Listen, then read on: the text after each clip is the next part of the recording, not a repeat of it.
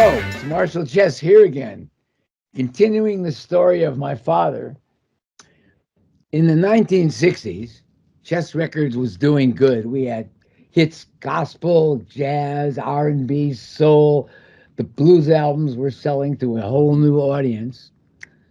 And my father and uncle got the idea of buying a radio station in Chicago, one where we could test our records. After all, we could tell the disc jockey, play this new Chuck Berry single 10 times tonight, and let's see if we get any reaction on the telephone. It was a great way to test records. So they looked around for stations to buy.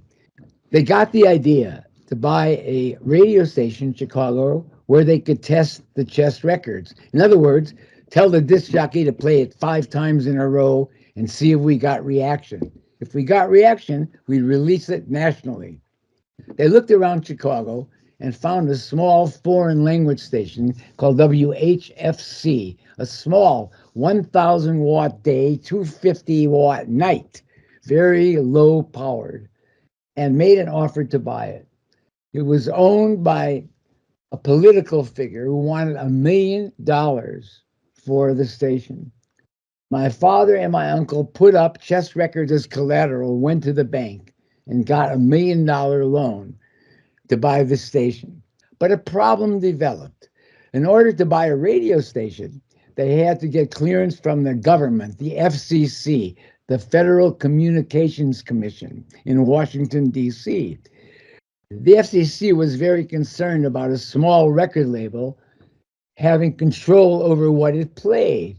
Our lawyer in Washington soon pointed out that ABC, CBS had network radio and TV stations and also owned record labels. There was nothing to do but approve our sale, so it went through.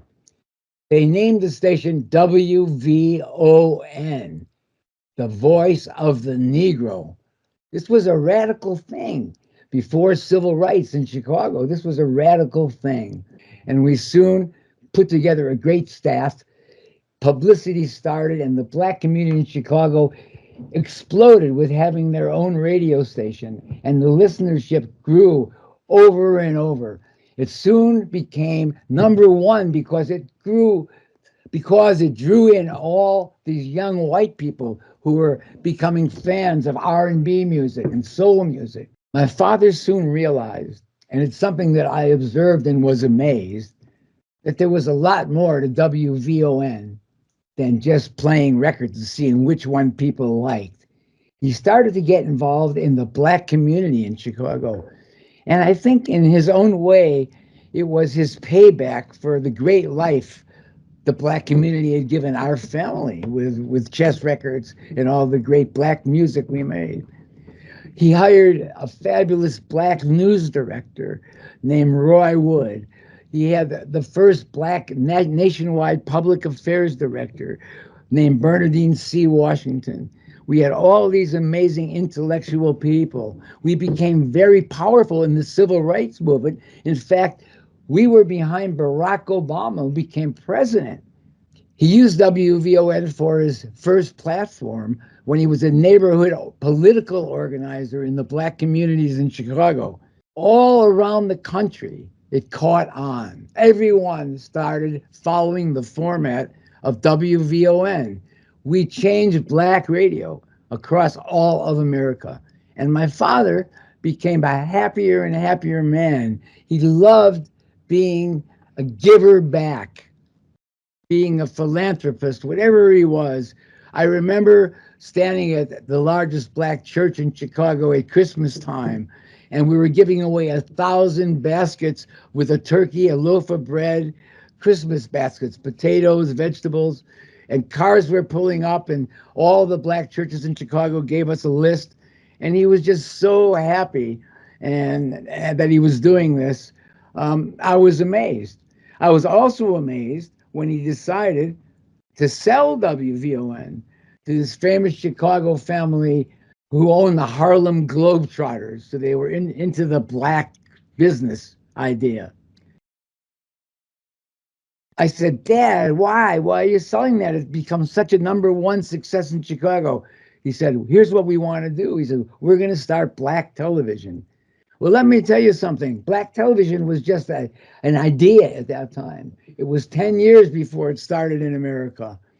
And he sold WVON and the FM affiliate, WSDM, and had that cash and was about to invest in black television. Chess records had been sold. And he died unexpectedly driving his car. Bernadette C. Washington, public affairs director from the radio station next to him, just passed out at the wheel, ran into 14 cars. He was dead.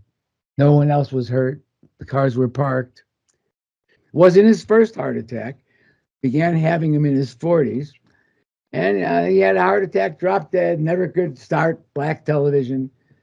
He had a giant funeral 2 days before, as you can hear on the Chess Tribute channel.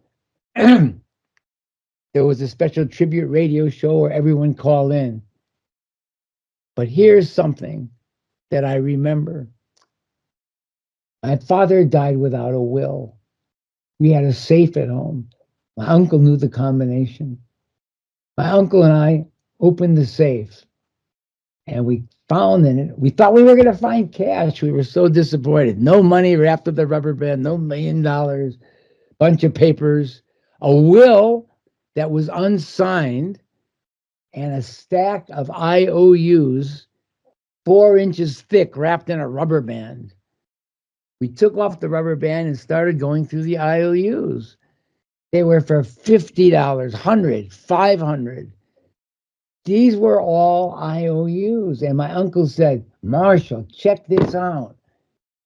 Your dad held all these IOUs. All these people came to him. All these people, he gave 50, 100, 200. I'll bet that giant crowd outside the funeral home, it was a giant crowd into the street where all those motherfuckers making sure he was dead so they wouldn't have to repay those IOUs. End of subject. WVON was sold.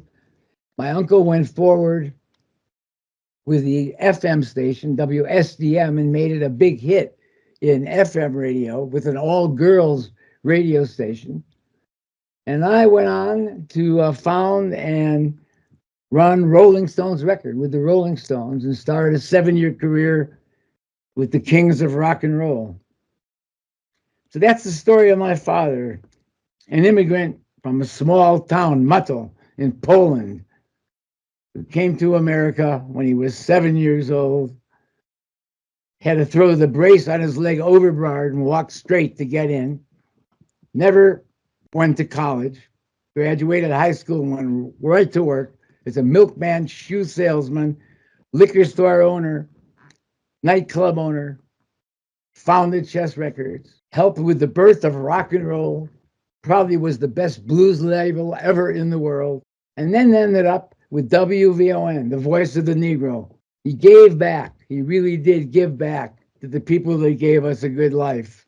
That's the story of my father in his son's eyes. Keep listening to our channel to get more of these great insights and folk tales from my history at Chess Records.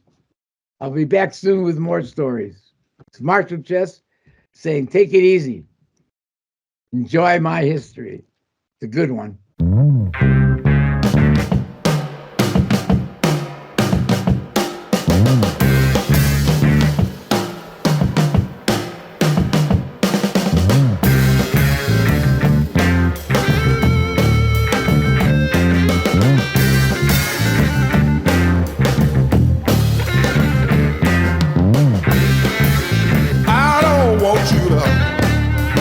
Be no slave.